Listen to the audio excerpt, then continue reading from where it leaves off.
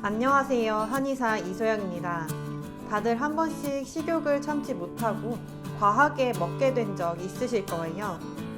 과식이나 폭식을 했다고 해서 단시간 내에 모든 음식이 바로 살이 되는 것은 아닐 겁니다.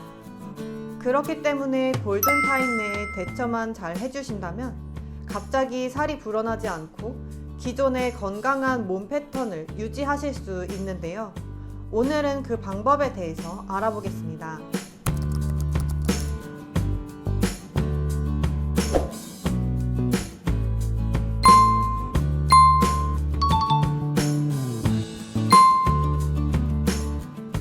폭식 후 대처에 대해 알려드리기 이전에 폭식에서 가장 중요한 점이 있는데요. 좌절과 자포자기를 하지 않는 것입니다. 이미 글렀다고 생각하고서 다 내려놓는 순간 식욕을 참지 못하고 더 많은 양을 먹게 되고 스트레스를 음식으로 해소하려는 경향이 생길 수 있습니다. 한두 번의 폭식으로는 대처만 잘 한다면 큰일이 나지는 않으니 포기하지 말고 균형을 잡는 것이 중요합니다. 음식이 살로 가기까지는 사람마다 개인차가 있지만 짧게는 3-4시간, 길게는 2주까지도 영양권 안에 있다고 볼 수 있습니다. 대부분의 영양소는 위장, 소장, 대장을 통과하면서 흡수됩니다. 위장을 통과할 때는 2시간에서 5시간 정도, 소장을 통과할 때는 2시간에서 6시간 정도, 대장을 통과할 때는 10시간에서 이틀이 넘게까지도 걸리게 됩니다. 그렇기 때문에 각각의 소화기관에서 흡수되는 영양소의 종류와 음식의 종류, 그리고 개인차에 따라 영양소가 살이 되는 시간이 차이가 나게 되는 것입니다. 살이 찌는 과정으로 보자면 흡수된 영양소가 짧게는 3-4시간 만에 복부 주위의 단기지방 저장고로 가게 되고 그곳에서 사용이 안 되면 장기 저장고로 옮겨가게 되면서 빠지기 어려운 살이 됩니다. 따라서 장기 저장고로 가기 전까지가 골든타임이라고 볼 수 있는데요. 만약 1000칼로리를 섭취했다면 한 번에 1000칼로리가 살이 되는 것이 아니라 서서히 영양권 내에 있는 시간 동안 살로 가기 때문입니다. 이 기간 동안 서서히 소모 칼로리를 늘려준다면 우리 몸에서는 지방의 저축보다는 소비 패턴으로 가야 한다고 판단을 하게 되므로 살이 찌는 것을 막을 수 있습니다. 그러기 위해선 3가지를 꼭 기억하셔야 됩니다.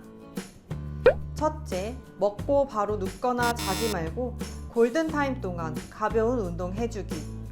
누워있으면 더 이상 에너지 소모가 필요 없다고 판단해서 지방질로 저장을 해버리기 때문에 움직이시는 것이 좋습니다.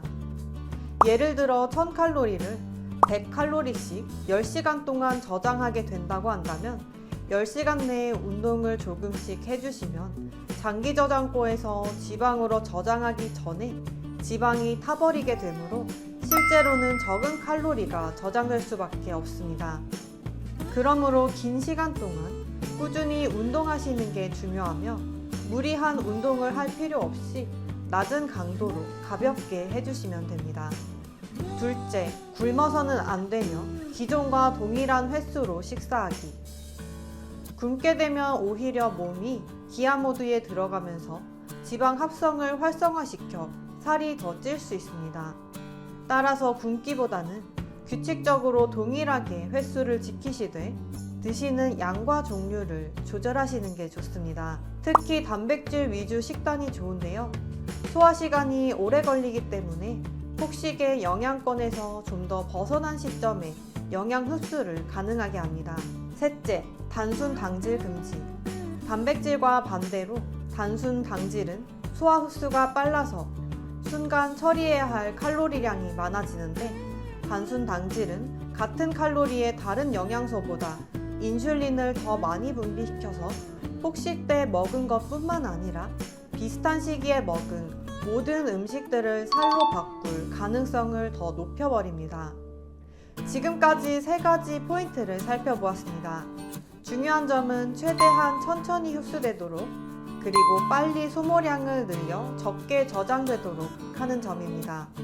이렇게 원리와 기본만 잘 알고 계셔도 조금의 의지만 있으시다면 건강한 몸으로 체중 관리가 가능하실 것입니다. 스스로 다이어트가 어려우시다면 제로 닥터스를 통해 도움을 받아보셔도 좋습니다. 시청해주셔서 감사합니다.